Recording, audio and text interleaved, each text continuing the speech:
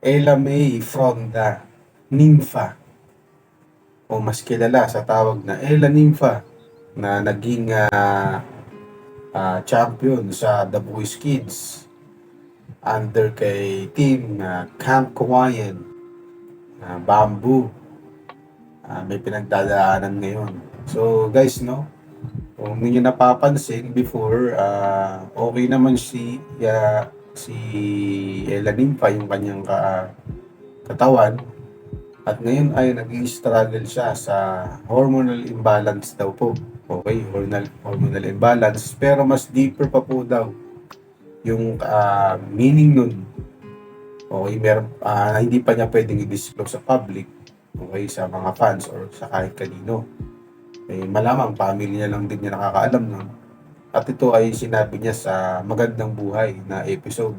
So, na-interview siya doon. Okay, sinabi niya doon yung mga dahilan, mga struggles niya, at mga naiisip niyang pwedeng naging cause ng pagbabago ng kanyang katawan, no? So, hindi ko na masyadong tinapos yung video kasi gusto ko lang makuha yung point ng video na yun. So, kung hindi matatandaan guys, anong maliit pa siya, okay naman siya. Okay, medyo slim siya. Okay, slim siya, tapos nagdalaga siya. Kita pa nga natin, di ba, may mga post pa nga na glow up. Di ba, glow up na comments sa kanya.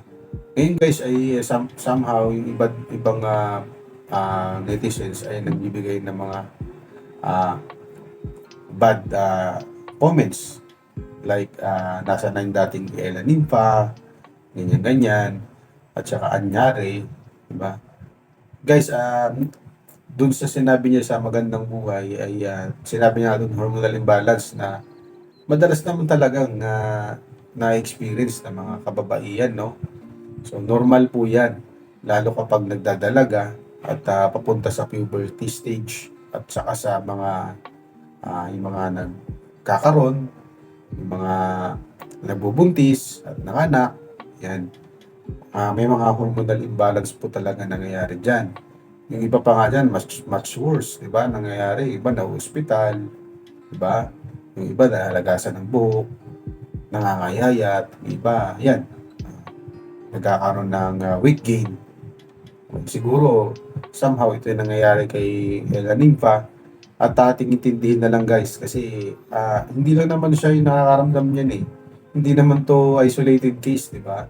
So, better na intindihin natin siya na kaya niya sinabi ito sa Magandang Buhay para ma-inform ng kanyang mga fans at ang mga naniniwala sa kanya na kung bakit nga ba nagbago ng bigla si Elaning pa yung especially yung kanyang physical appearance, no? So, istigil na natin yung bashing. Sila naman niya maganda madudulot sa kanya eh, di ba?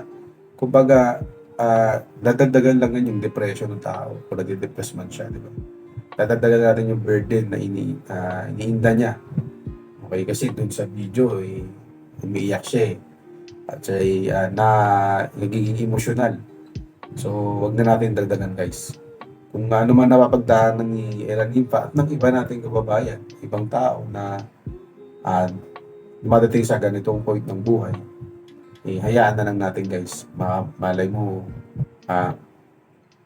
kahit sabihin mo maganda buhay nila, worse pa rin yung naramdaman nila kaysa sa mga normal people na kagaya natin. So, di natin masasabi, okay, may kasabihan nga, di ba? Who am I to judge? Okay? Who am I to judge? Okay? So, ang gawin na lang natin is mag-pray ng good health sa kanya, at saka ipag-pray din yung iba nating kababayan na nakakaranas ng ganun, kasi hindi yan biro guys, kasi bukod sa physical weight gain, nadadagdagan na yung mental breakdown guys, nagkakaroon din ng psychological effect yan sa'yo. So sunod-sunod yan, iba yan, worse yung ginagawa sa sarili. Alam nyo na kung ano yun, hindi ko na sasabihin. So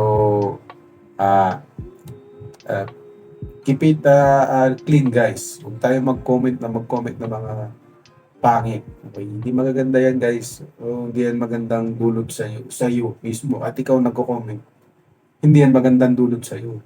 Kasi nagdadagdag ka lang ng hate sa mundo. Okay? So, kung gusto niyo yung istorya guys, feel free to follow me. Maraming salamat agad at God bless. Follow mo.